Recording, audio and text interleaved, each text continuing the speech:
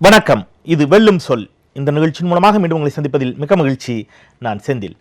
இந்த வார இன்றைய வெல்லும் சொல் நிகழ்ச்சியில் நம்முடைய கேள்விகளுக்கு பதிலளிக்க நம்மோடு இணைகிறார் இந்திய கம்யூனிஸ்ட் கட்சியினுடைய முதுபெரும் தோழர், மூத்த தலைவர் திரு தா பாண்டியன் அவர்கள். வணக்கம் சொல்லி பயணிக்கலாம். வணக்கம். வணக்கம். ஒரு மிக நீண்ட அரசியல் அனுபவம் கொண்டவர். அந்த அடிப்படையில் இந்த தேர்தல் முடிவுகள் எவ்வாறு இருக்கும் என்று நீங்கள் நினைக்கிறீங்க? நீங்கள் சார்ந்திருக்கக்கூடிய கட்சி காங்கிரஸ் கட்சியுடைய கூட்டணியில் இருந்தாலும் கூட தேர்தல் முடிவுகள் எவ்வாறு இருக்கக்கூடும்? தனிப்பெரும்பான்மையோடு காங்கிரஸ் ஆட்சி அமைக்கும் என்று நம்புகிறீர்களா? முதலில் இந்த 6 வருடங்களுக்கு முன்பு இந்த தேர்தல் மற்ற தேர்தல்களிலிருந்து ஒரு அடிப்படையான மாற்றத்திற்காக இன்றைய தேர்தலில் போட்டி நடக்கிறது. அதை உணர்ந்து அதை முறியடிக்க வேண்டும் அல்லது அதை வெற்றி பெற வைக்க வேண்டும் என்ற இரு தரப்பிலும் இருப்பவர்கள் எத்தனை பேர் அதை உணர்ந்து இந்த தேர்தலில் ஈடுபடுகிறார்களோ தெரியாது. இப்பொழுது இந்த தேர்தல் கடந்த 5 ஆண்டு கால அனுபவத்தில் கொஞ்சம் உற்று நோக்குகிறவர்கள், அதோடு அவர்கள் தேர்தல் அறிக்கையிலும் வைத்துள்ள சில முக்கியமான அறிவிப்புகளை பார்க்கிற போது ஏதோ நான் ஒரு அணியிலே இருக்கிற காரணத்தால், ஒரு கட்சியில் இருக்கிற காரணத்தால் சொல்லுகிறேன் என்பது அல்ல. அவர்களது தேர்தல் அறிக்கை வைத்தே பார்த்தால் இந்த 5 ஆண்டுகளில் சொல்லாததை இப்பொழுது தேர்தல் அறிக்கையில் சொல்லியிருக்கிறார்கள். நடவடிக்கை மேற்கொள்ளப்படும். ராமர் கோயில் கட்டுவதற்கான ராமர் கோயில் அநேகமாக 10-20 வருடங்களாக நீதிமன்றத்திலும் அது போராட்டமாக நடந்து கொண்டிருக்கிறது. இந்த போராட்டம் நடைபெறுகிற இத்தனை நாட்களுக்கு பிறகு இப்பொழுது தேர்தல் வருகிற நேரத்திலே சொல்வதற்கு என்ன காரணம்? இது ஒரு அபாய அறிவிப்பு. எனவே இந்த தேர்தலில் இந்திய நாட்டின் ஒற்றுமையை பாதுகாக்க வேண்டியது என்பது ஒரு பெரிய கேள்வி. தமிழகம் 5000 ஆண்டுகளாக நாகரிகத்தினுடைய நாடு. கீழடியில், ஆதிச்சநல்லூரில், பல்லாவரத்தில், தமிழ்நாட்டில் ஏராளமான இடங்களிலிருந்து புதைபொருள் எடுக்கப்படுகிறது. நாசாவே ஒப்புக்கொண்டு சொல்கிறான் 4000 ஆண்டுகளுக்கு முன்பு இரும்பை உருக்கி கருவியாக்கும் சக்தி தமிழரிடம் இருந்திருக்கிறது என்று. இப்பொழுது அங்கே போய் சமஸ்கிருதத்திலே பாடம் கற்பிப்பேன் என்கிறீர்கள். எத்தனை தடவை இந்த நதிநீர் இணைப்புக்காக கூட்டம் கூடி இருக்கிறது. பட் இம்முறையும் கூட அந்த நதிநீர் இணைப்பு தமிழகத்தில் ஒரு ஆணையம் அமைக்கப்பட்டிருப்பதாக சொல்கிறது. அந்த தேர்தல் அறிக்கை வாஜ்பாய் இருக்கிற காலத்திலே அமைக்கப்பட்டு இருக்கிறது.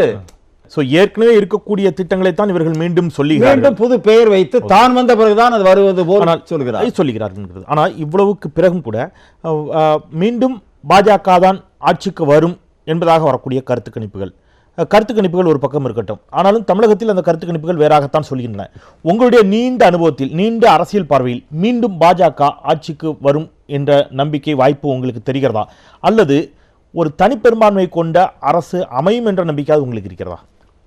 தெளிவாக சொல்கிறேன். பாரதிய ஜனதா கட்சிக்கும் அறுதி பெரும்பான்மை கிடைக்காது. காங்கிரஸ் கட்சிக்கும் அறுதி பெரும்பான்மை கிடைக்காது. எங்கள் அணியில் தான் இருக்கிறார்கள். நிச்சயமாக அறுதி பெரும்பான்மை அதற்கு கிடைக்காது.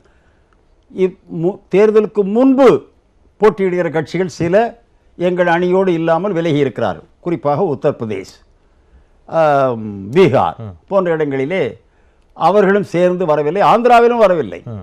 எனவே தனித்தனியாக. ஆனால் அவர்கள் அனைவருமே பாரதிய ஜனதா கட்சியை எதிர்த்து போட்டி போடுகிறார்கள் என்பதும், கடந்த தேர்தலில் இவர்கள் மறைமுகமாகவோ நேரடியாகவோ அவரோடு இருந்தார் என்பதும் இப்பொழுது இல்லை என்பதும் தெரியும்.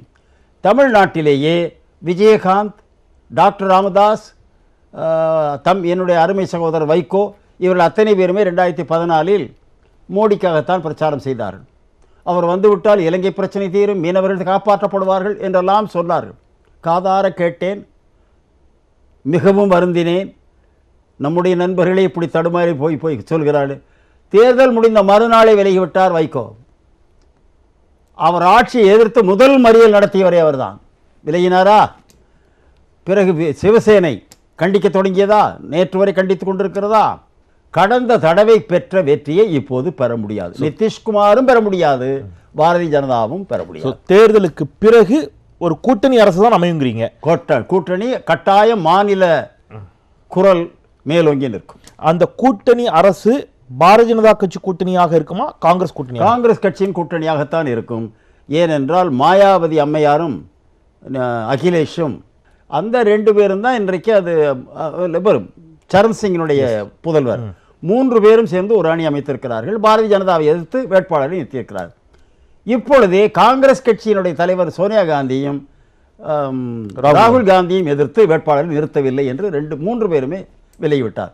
அதிலிருந்து பாரதிய ஜனதாவை நாங்களே நின்று தோற்கடிக்கிறோம், வெற்றி பெற்ற பிறகு நீங்கள் மந்திரி சபை வைக்க நாங்கள் ஒத்துழைத்தாலும் சில நிபந்தனைகளை திட்டங்களை போடுவோம், எங்கள் மாநிலத்துக்கு அதிகாரம் கேட்போம், இடஒதுக்கீடு பற்றி இன்னும் அழுத்தம் கொடுக்க வேண்டும் என்று கேட்போம், திட்டம் போடுவதற்குள்ள உரிமையும் மாநில அரசுகளுக்கு வர வேண்டும் என்று கேட்போம். அந்த அடிப்படையில் ஒரு கூட்டணி ஆட்சி அமையும். அந்த முறையிலே கூட்டணி ஆட்சி கட்டாயம். மாநில சுயாட்சியை வலியுறுத்தக்கூடிய விதத்தில் அது ஒரு கூட்டணி ஆட்சியாக எடுத்துக்கொள்ள முடியுமா, அல்லது மாநில கட்சிகளுடைய தலைவர்களில் யாரேனும் ஒருவரே கூட பிரதமராக வாய்ப்பு இருக்கிறதா? உதாரணத்துக்கு மாயாவதியோ அல்லது மமதா பானர்ஜியோ ராகுல் பிரதமராவதற்கான வாய்ப்புகள் இருக்கின்றனவா?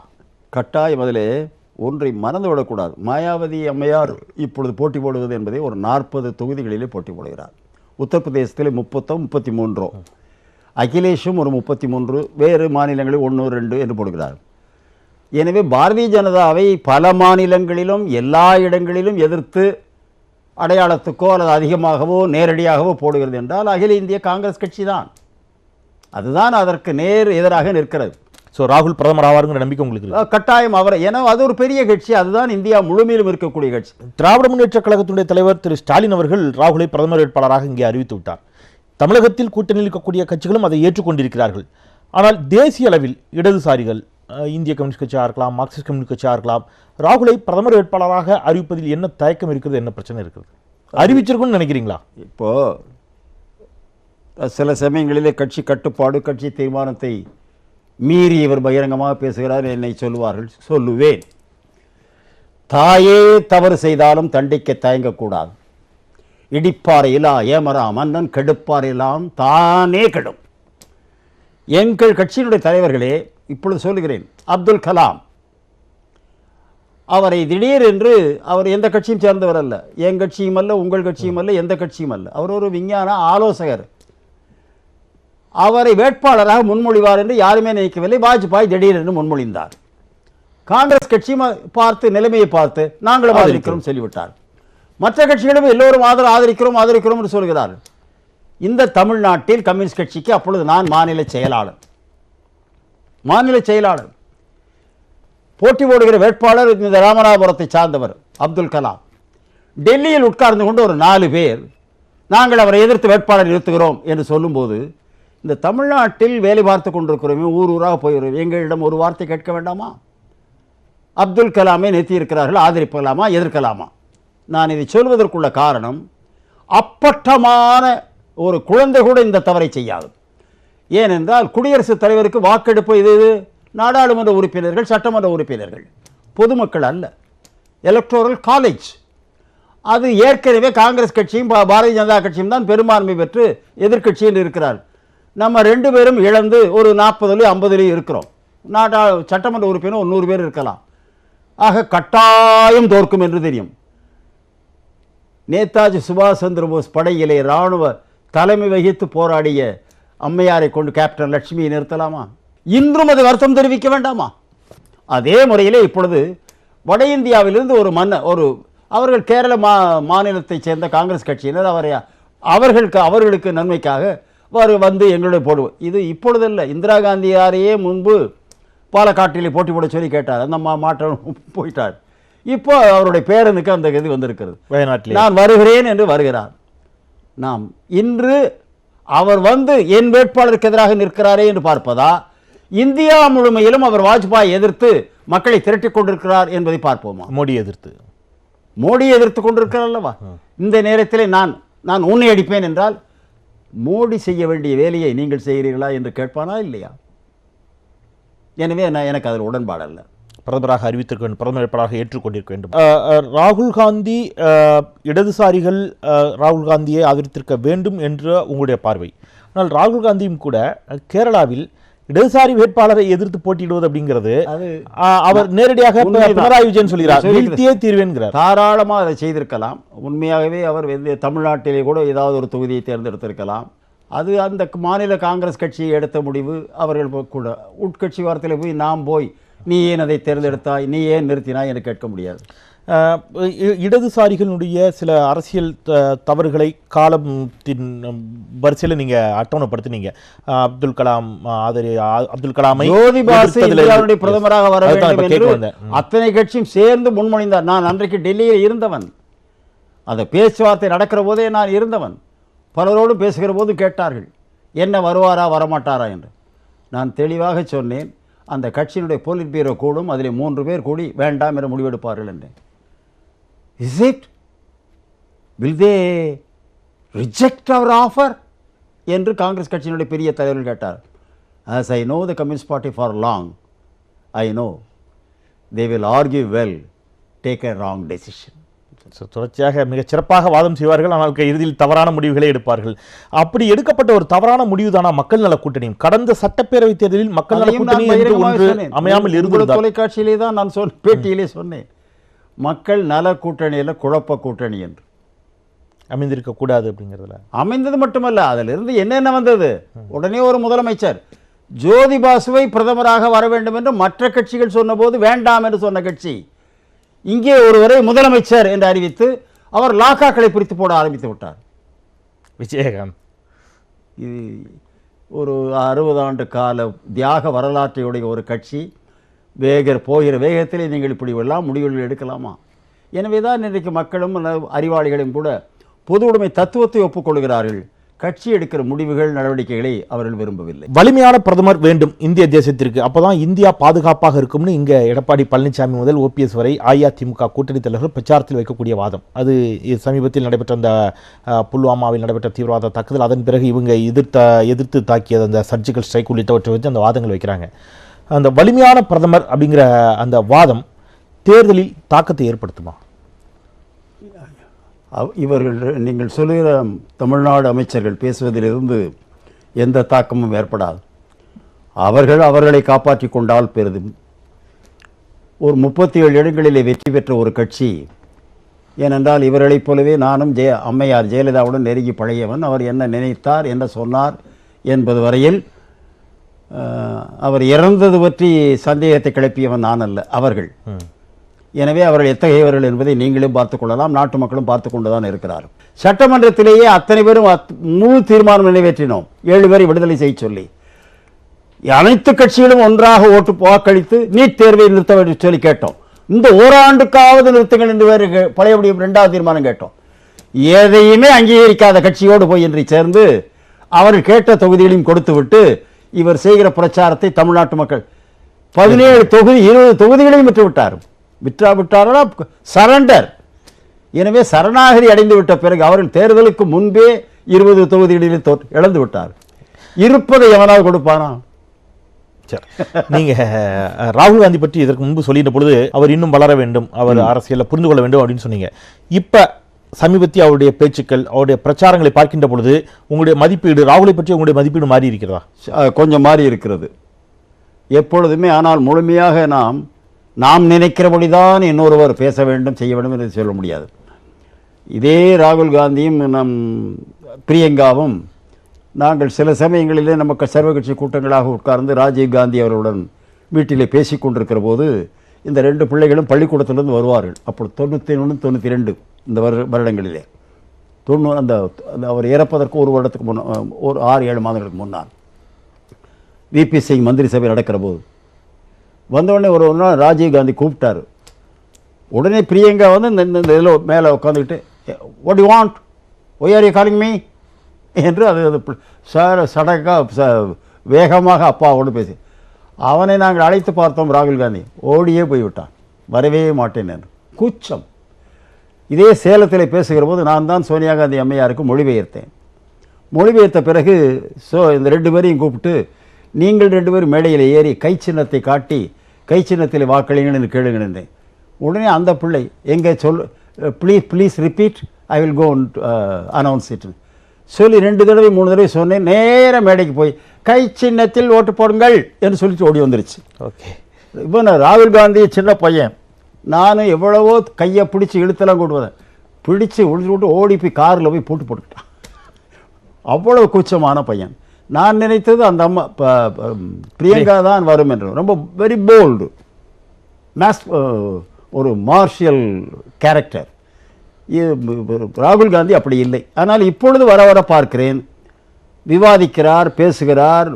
பிரியங்கா காந்தி பிரச்சாரத்திற்கு உத்தரப்பிரதேசத்தில் பொறுப்பாளராக நியமிக்கப்பட்டிருப்பது கூடுதல் பலத்தை கொடுக்குமா காங்கிரஸ்? காங்கிரஸ் கட்சிக்கு கூடுதல் வாக்குகளை கொடுக்கும்.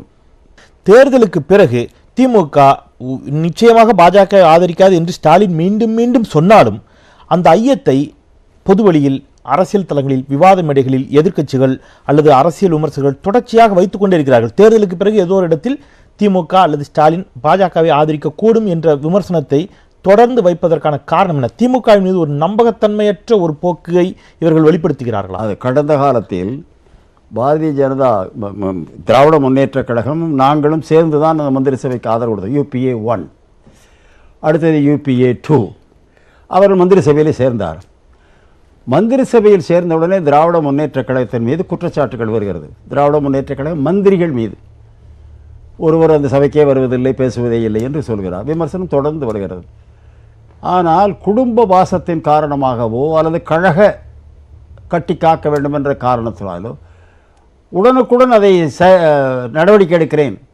உதாரணமாக இந்த 2G வழக்கை பற்றிய ஏராளமான இது வந்தது. இப்பொழுதும் புத்தகங்கள்லாம் எழுதியிருக்கிறார். 2 பேரும் போய் மந்திரி சபையில் விலகிக் கொள்கிறோம் என்று எழுதி கொடுத்து விட்டு விசாரணையை நடத்துங்கள், விசாரணை நிரூபித்து நாங்கள் நிரபராதி என்று அறிவிக்கப்பட்டால் பிறகு எங்களது முடிவை தெரிவிக்கிறோம். இந்த குற்றச்சாட்டு வந்த நிலையில் நான் மந்திரி சபையில் இருக்க மாட்டேன். அதேபோல இவர்களும் சேர்ந்திருந்தால் இந்த குற்றச்சாட்டு மிக ஆழமாக வந்திருக்காது.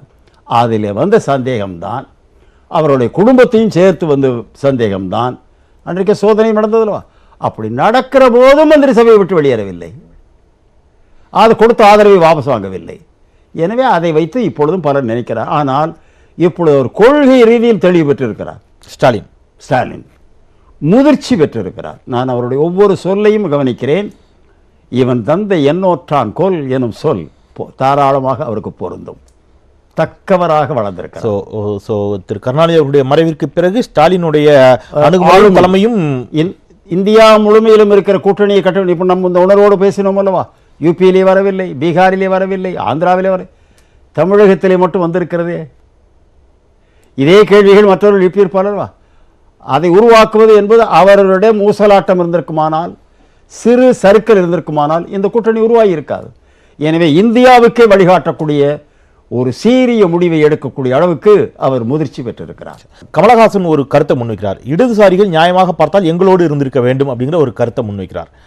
இன்னொரு பக்கம் அம்மா மக்கள் முன்னேற்ற கழகம், நீங்கள் சில ஜெயலலிதா அவர்கள் மரணத்திற்கு பிறகு திருமதி VK சசிகலா பொதுச் செயலாளராக பதவியேற்ற பொழுது நீங்களும் சந்தித்து வாழ்த்துக்களை பரிமாறிக்கொண்டீர்கள். அந்த இடத்துல இந்த தேர்தலில் அம்மா மக்கள் முன்னேற்ற கழகம் என்ன மாதிரியான வாக்குகளை பெறக்கூடும் நினைக்கிறீங்க? ஒன்று, கமலஹாசன் இடதுசாரிகள் தங்களோடு இருந்திருக்க வேண்டும் என்று சொல்லக்கூடிய அந்த பார்வையை, அந்த கருத்தை எப்படி பார்க்குறீங்க? கமலஹாசன் முந்தா நாள் வரை திரையுலகத்திலே இருக்கிறார், இன்னும் இருப்பார். நல்ல நடிகர் என்பதை பொறுத்தவரை எனக்கு சந்தேகமே இல்லை. ஆனால் முந்தா நாள் தான் அவர் திடீரென்று அரசியலுக்கு வந்து 90 ஆண்டுகளுக்கு முன்பு இருந்து ரத்தம் சிந்திய கம்யூனிஸ்ட் கட்சியை பார்த்து அவர் என்னோடு வந்திருக்க வேண்டும் என்கிறார். இவர் எங்களோடு வந்திருக்க வேண்டாமா? நான் அதற்கு மேலே அவரை தனிப்பட்ட முறையில் கேள்வி கேட்டு சங்கடப்படுத்த விரும்பவில்லை. அம்மா மக்கள் முன்னேற்ற கழகத்தினுடைய அல்லது டிடி தினகரனுடைய பர்சன்டேஜ் ஆஃப் ஓட்டு என்னவா இருக்கும்? அது ஏதேனும் வெற்றி தோல்வியில் தாக்கங்களை ஏற்படுத்துமா? தென் மாவட்டங்களில் கட்டாயம் ஏற்படுத்தும் என்று நான் நினைக்கிறேன். குறிப்பாக மதுரை மாவட்டத்தில், ராமநாதபுரத்தில் அது எந்த அளவுக்கு யாரை பாதிக்கப் போகிறது என்பதை சொல்ல முடியவில்லை. ஆனால் தேனி மாவட்டத்திலே அவருடைய கைதான் கொஞ்சம் ஓங்கி இருக்கிறது. மக்களிடம் இருந்து கேட்கிற போது ஆனால் கடுமையான போட்டி இருக்கலாம்.